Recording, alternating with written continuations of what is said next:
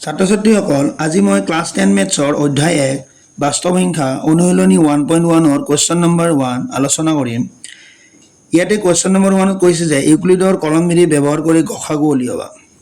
তে গসাগু উলিয়াব লাগিলে আমাৰ জানিব লাগিব যে ইউক্লিডৰ বিভাজন প্ৰমেয়িকা। ইয়াৰে আমাৰ দিয়া আছে a = bq + r। ইয়াৰে a আৰু b হ'ল যিকোনো অখণ্ড সংখ্যা। যদি আমি a ক b ৰে হৰণ কৰোঁ তেতিয়াহ'লে q মানে হ'ল ভাগফল আৰু r মানে হ'ল ভাগ 1 আমি পাম।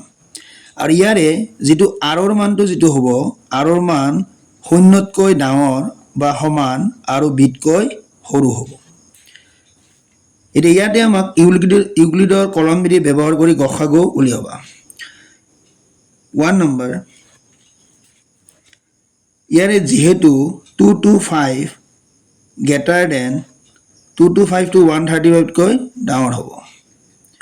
এতিয়া আমি 2 to 5 135ৰে মানে 135ৰে আমি হৰণ কৰিম। 135ৰে দুইবাৰ দিলে এইটো বেছি হৈ যাব, গতিকে আমি একবাৰ দিম, গতিকে 135 আহিব। 2 to 5ৰ পৰা 135 গ'লে হয় 0, 12ৰ পৰা 3 গ'লে হ'ব 9। এতিয়া আমাৰ 90টো আহি গ'ল বিভাজন কলম বিধি মতে, বিভাজন প্ৰমেয়িকা মতে। বিভাজন প্ৰমেয়িকা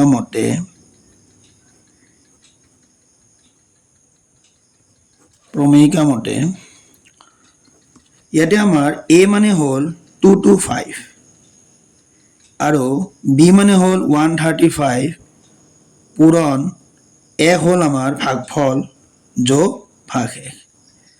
এইটো প্ৰথম ষ্টেপ হৈ গ'ল আমাৰ। এইবাৰ আকৌ 90টো যিটো ভাগ 1টো হ'ব ভাজক আৰু 135 হ'ব ভাগফল ভাজ্য। গতিকে ইয়াৰে আমি 0 পোৱালৈকে কৰি থাকিব লাগিব। যিটো ভাজকেৰে আমি হৰণ কৰোঁতে ভাগ 0 পাম সেইটোৱে হ'ব উক্ত সংখ্যা দুটাৰ গসাগু। 90ৰে 135ক দুইবাৰ দিলে বেছি হৈ যায়, গতিকে আমি একবাৰ দিম, গতিকে 90 আহিব। 5, 9, 13ৰ পৰা 9 গ'লে 4। এতিয়া 45ৰে 90 হৰণ কৰিলে যাব দুইবাৰ যাব, গতিকে 90 হ'ব। গতিকে আমি 45ৰে হৰণ কৰোঁতে গসাগু 45ৰে হৰণ কৰোঁতে ভাগ 0 পালোঁ, গতিকে ইয়াৰে 45টো হ'ব গসাগু। এতিয়া আমি ষ্টেপবিলাক লিখিব লাগিব। বিভাজন প্ৰমেয়িকা মতে 2 to 5 মানে হ'ল 135 পূৰণ 1 যোগ 90। আকৌ নেক্সট 135ৰ হ'ব 90 পূৰণ 1 যোগ আমি পাম 45।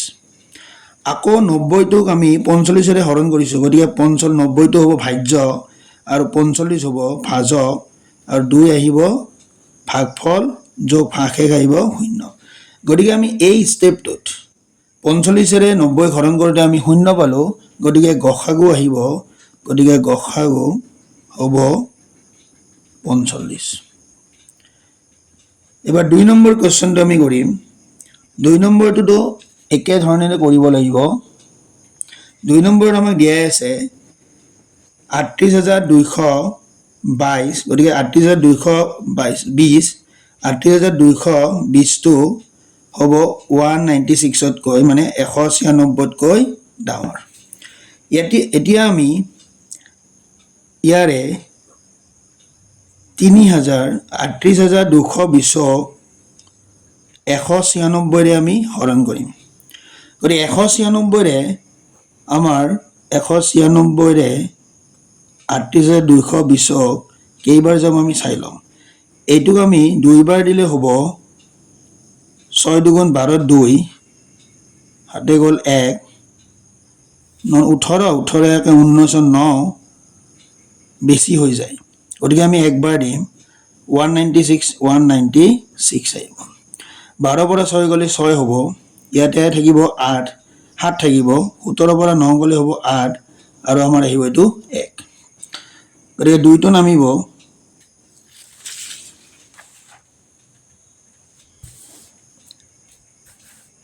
আকৌ ইয়াক 3 বাৰ দিলে আমি যদি এইটো 9 বাৰ দিওঁ, 4 বাৰ দিলে আমাৰ বেছি হৈ যায়, 4 বাৰ দিলে কমিব, আৰু 10 বাৰ দিলে হ'ব আমাৰ 1960 গতিকে আমি দিম ইয়াকে 9 বাৰ 9 বাৰ দিলে হ'ব 196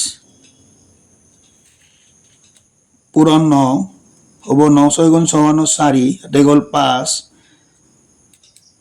9 9 81 81 85 86 6 হাতে গ'ল 6 9 গুণ 9 9 8 17 গতিকে আমি পাম 1764 গতিকে 9 হ'ব ইয়াতে 1764 এতিয়া বিয়োগ কৰিলে পাম আমি 12 পৰা 4 গ'লে 8 এতিয়া থাকিব 5 15 পৰা 6 গ'লে 9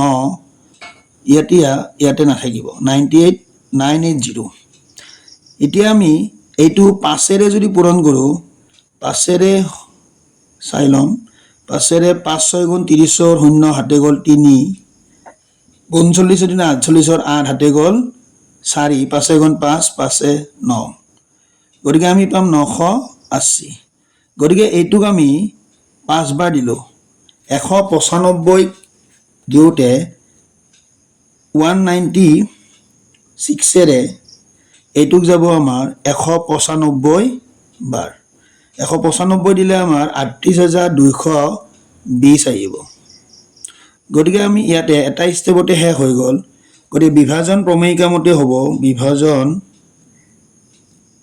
প্ৰমেয়িকা মতে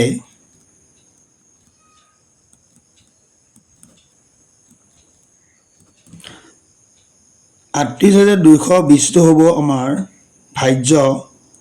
ভাজ্য হলে ভাজক পূৰণ ভাগফল আহিব 196 ইনটু 195 যোগ 0 গতিকে আমি 196ৰে 196ৰে 38220 হৰণ কৰোঁতে আমি 0 পালোঁ গতিকে ইয়াৰ গসাগু হ'ব 196 উত্তৰ গসাগু হ'ব সংখ্যা দুটাৰ 196 গতিকে আমি এইবাৰ কৰিম নেক্সট 3 নম্বৰ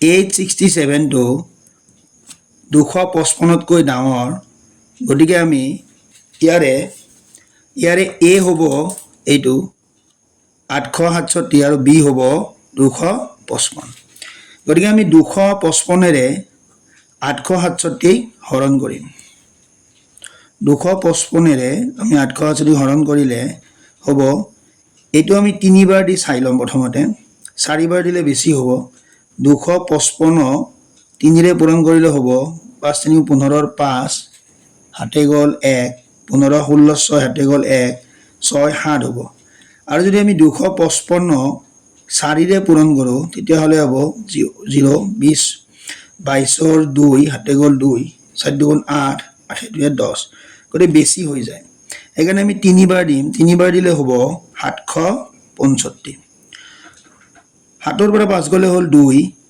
আৰু এইটো হ'ব 0 আৰু 102 পালোঁ আমি 102 টো ইয়াৰ বিভাজন প্ৰমেয়িকা মতে হ'ব বিভাজন প্ৰমেয়িকা